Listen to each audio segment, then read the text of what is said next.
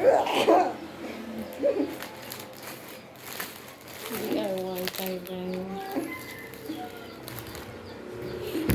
Para may design keyboard.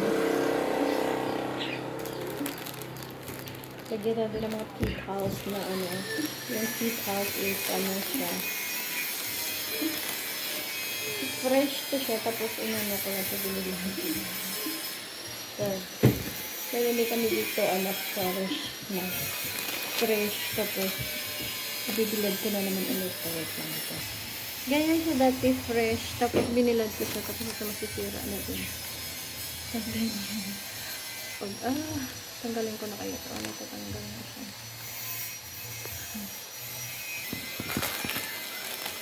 Ano ka na fresh? Ito na fresh.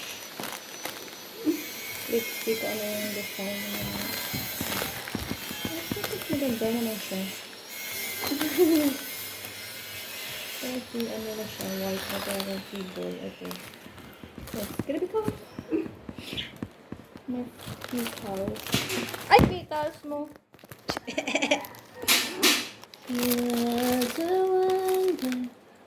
Tapos tanggalan mo lang siya ng okay na yan ito.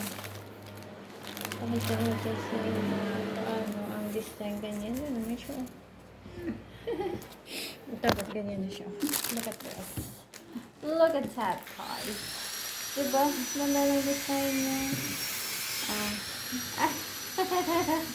Ang cute. Ganyan. Pag walang design table nyo, lagyan nyo lang ng ganyan design. Kung may mga petals kayo.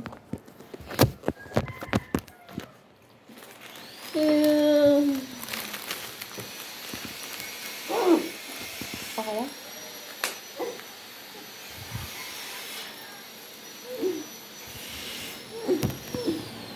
Mahilig sa siya mga design sa naisip niya. Pag ako lang kasi lagyan ko lang talaga ng cover. So pag may design, at least na ready siya na. Kaya may design. Ay! May design mo! Ikaw daw! Palagi mo ganit ka. Ayan na. Ayan na. Fixed price na. Ay, fixed ano na. Design na.